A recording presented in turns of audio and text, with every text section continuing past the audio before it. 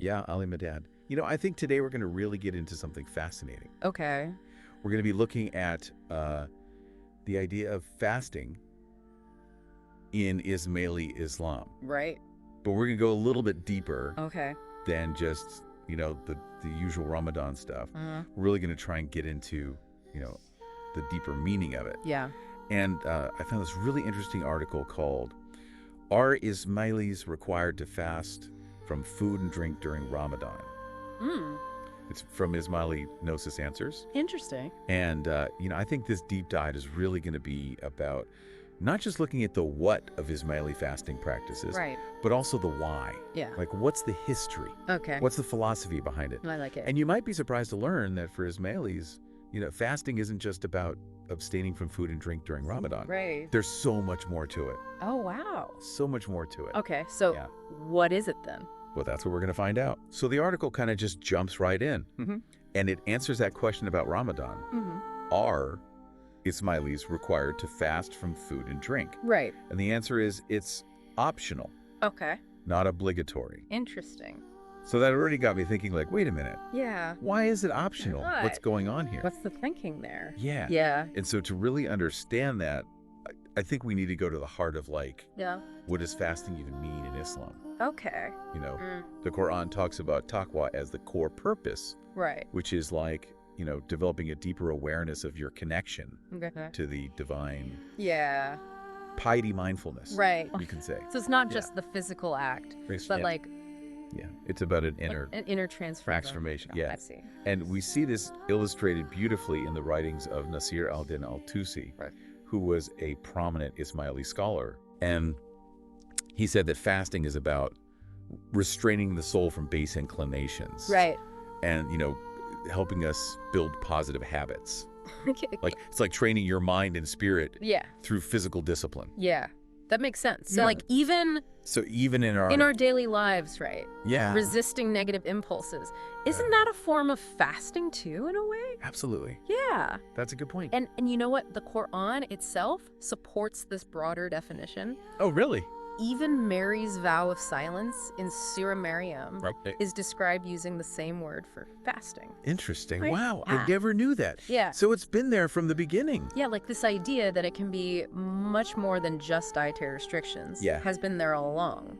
Okay. Yes. So how do Ismailis interpret this? Yeah. Well, this brings us to how Ismailis understand fasting. Yeah. They emphasize both the Zahiri, which is the outer visible practice. Right. And the Batini, which is the inner esoteric dimension. So it's not just about what you do, but why you do it. Yeah. And the inner state you cultivate. I see. So the outward actions are important, but they're really just a reflection of what's happening inside. That's a great way to put it. Okay. And Ismaili thinkers believed that all of the 7 pillars of Islam have this inner and outer dimension. Correct. And they foresaw a time when the outward forms would become less important. Wow. And the focus would shift to the inner meanings. Okay, so did that actually happen? It did. Really? Yeah. Wow. So in 1164, the 23rd Imam Hassan al-Adhikri salam declared a period called Qiyamah. Qiyamah. Okay. And during this time, practices like namaz, hajj, and fasting in the typical sense were no longer required. Huge shift. It's a huge shift. Yeah. So how did Ismailis understand fasting? Yeah, how did they understand fasting during this period? Yeah, during this period. Yeah. And there's a really powerful quote from Imam Ali al-Din Muhammad of Alamut. Okay. And he described the true fast as restraining all our senses and organs, both external and internal. Wow. From what's forbidden by God. Right. So not just giving up food and drink for a month, I see. but a lifelong commitment to purification. So he's saying it's a continuous state of being. Yeah. Not just a ritual. Exactly. It's about aligning every aspect of your life with divine principles. Wow. Day in and day out. That's really making me think about my approach to fasting. Yeah, me too. Not just during Ramadan. Yeah. Yeah. It's pretty amazing how exploring these different perspectives can challenge our assumptions. For sure. And inspire us to grow. Definitely. So if traditional fasting wasn't required during Qiyamah, why did Ismailis eventually why did return to observing it? Yeah, what happened? Like, did something change? Yeah, so after the fall of Alamut, Ismailis faced a lot of persecution. Oh, wow. And to protect themselves, they adopted a practice called taqiyya. Okay. Which means concealment. So they were basically going undercover. Exactly. Just to survive. Just to survive. Wow. And this included observing Sharia, right, the outward laws of Islam, as a form of protection. That must have been a difficult period. Oh, yeah, I can imagine. For the community. Yeah, to have to hide their true beliefs. Yeah. Must have taken a lot of resilience. Yeah, and faith. Or faith, exactly. To navigate that. Yeah. But even during this time of hiding their true practices, do everyone follow Sharia? That's a good question. Actually, no, not everyone. Okay. So those who attained a certain spiritual rank, known as hujjat, were allowed to forego the outward observance. Interesting. So there was still this recognition of the inner the importance of that inner journey. Even in times of outward conformity. Yeah, and there's also the case of the Khoja Ismailis, who followed their own specific fasting days. Oh, wow. Even during this period. So it highlights the diversity. Exactly. The diversity within Ismaili practices throughout history. That's fascinating. Yeah. So it seems like there's this consistent thread, though. Yeah. Like this emphasis. On the inner dimension. On the inner. Yeah. Regardless of the outward form. And regardless of the outward form, yeah. But how did this understanding of fasting evolve in modern times? Right. Did things change again? They did. Okay. In the 20th century, Imam Sultan Muhammad Shah, the 48th Imam, played a crucial role in shifting the focus back to the hakiki fast. Okay. That's the spiritual fast. So he was bringing back the emphasis on inner purification. Yes, exactly. That was so central during the Qiyamah period. Exactly, yeah. He was really bringing that back. That's a real turning point. Yeah, it was a big shift. So what did this shift in focus entail, practically? How did he guide Ismailis to approach fasting? So he emphasized that true fasting is a continuous practice of mindfulness, about purifying not just our bodies, but our thoughts, our words, and actions. So it's not just about abstaining from food for a month, but about striving for a state of inner purity all year round. Exactly. He even officially ended the practice of taqiyya for some Ismaili communities. Wow, that must have been a big deal. Incredibly liberating. Yeah, to finally be able to to openly express their faith. Without fear. Yeah, huge moment. So how did he define this continuous practice of inner purification? He called it the 360-day Hakiki Roha. 360-day Hakiki Roha. Yeah, it's a true fast that he said is mandatory for all Ismailis. Okay. And this fast isn't about food. Okay. It's about abstaining from things like lying, deception, and speaking ill of others. To see those everyday actions as breaking a fast. Yeah.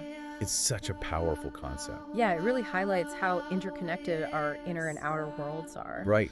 Right? It's not just personal piety. It's about how we interact with others. Exactly. And contribute to society. Yeah, and Imam Sultan Muhammad Shah's biographer, Melis Ruthven, summed up this message really well. Okay.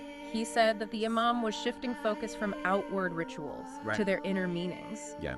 Practices like Hajj and Ramadan fasting became furuiddin. Okay. That is auxiliaries to the faith rather than essentials. So the outward practices still had value. Yeah. But they were seen as a means to an end. Exactly. Not the end itself. The true goal was inner transformation. Yeah. And this concept of the inner fast isn't just about personal piety. Right. It's deeply connected to how we interact with others and contribute to society. And I remember reading in the article that the Imam specifically linked this 360-day Hakiki Roja to ethical conduct. That's right. He saw abstaining from lying, deception, and speaking ill of others. Yeah. Not just as personal failings, but as actions that can negatively impact our communities. It's a powerful reminder that inner purification isn't just for our benefit. Exactly. It's about becoming better members of society. Right. And many Ismaili thinkers believe that true taqwa, that God consciousness we discussed earlier, is inseparable from being just compassionate and truthful in our interactions with others. Because if you're harming others, it's hard to imagine being truly connected to the divine. Yeah, it's about recognizing that our inner state is reflected in our actions. And the purer our intentions are, the more likely we are to act ethically. It's beautiful. It is a beautiful concept. Yeah. So this idea that fasting isn't just about food, but about purifying our thoughts, words, and actions to become better individuals and contribute positively to society. It's truly inspiring. It is. It's a reminder that spirituality isn't something separate from our daily lives. It's about how we live, how we treat others, and how we contribute to the world around us. It's about recognizing that our individual growth is interconnected with the well-being of the whole. Beautifully put. It's like that expanding circle of compassion. It starts with our own inner purification, but extends outwards to encompass our families, our communities, and eventually all of humanity. This deep dive has given me so much to think about. You do. It's amazing how a practice as simple as fasting can hold such deep meaning and connect to so many aspects of life, ethics, social responsibility, personal growth. It's true. It's truly a holistic concept. It really is, and it goes to show the depth and richness of the Ismaili tradition, how it weaves together spiritual practice, ethical conduct, and a commitment to making the world a better place. I'm left wondering, how can we take these profound ideas and apply them to our own lives, even if we aren't Ismaili? How can we embrace the spirit of this continuous fast in a way that resonates with us? That's a great question. And I think it starts with recognizing, that there's no one-size-fits-all approach.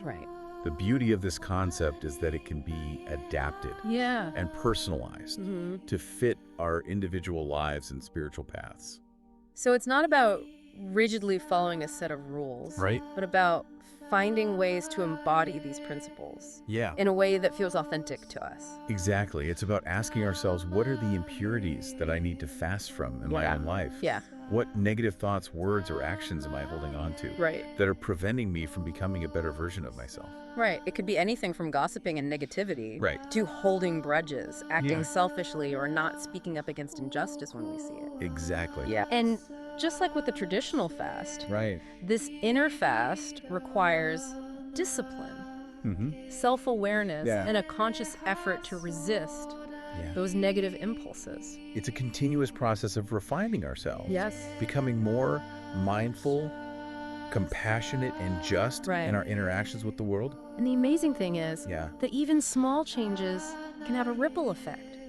Think about it. If we all committed to fasting from negativity and unkindness, imagine the positive impact that would have on our relationships, our communities, and even the world at large. That's a beautiful thought. It is. It reminds me of that quote, "Be the change you wish to see in the world." Exactly. It all starts with us. With our own inner transformation. And the Ismaili tradition offers us such a powerful framework for understanding that transformation, for connecting our spiritual practice to our ethical conduct, and our responsibility to make the world a better place. This deep dive has truly been an eye-opener for me. It has for me too. It's made me realize that fasting isn't just a religious ritual. It's a universal principle. I agree. That can be applied to so many aspects of life. It's about consciously choosing to purify ourselves. Yes. To become more mindful and compassionate and just. Beautiful. In our interactions with the world. It's a journey that we can all embark on, regardless of our background or beliefs. Absolutely. It's about recognizing the interconnectedness of all things. Yes. The power of our individual choices and the potential we all have to create positive change. Ali Madad. This has been such an inspiring deep dive. It's given me a lot to think about. Me too. And I hope it's done the same for our listeners. I hope so. If you want to explore more of these fascinating insights from the Ismaili tradition, I encourage you to check out my YouTube channel, Ismaili Dialogue, Dictated to Logic and Search of Truth. Great channel. Thank you. It's dedicated to our 50th present Imam Aga Khan V. Wonderful. And I think you'll find a lot there to spark your curiosity and deepen your understanding. I think so too. Yali Madad.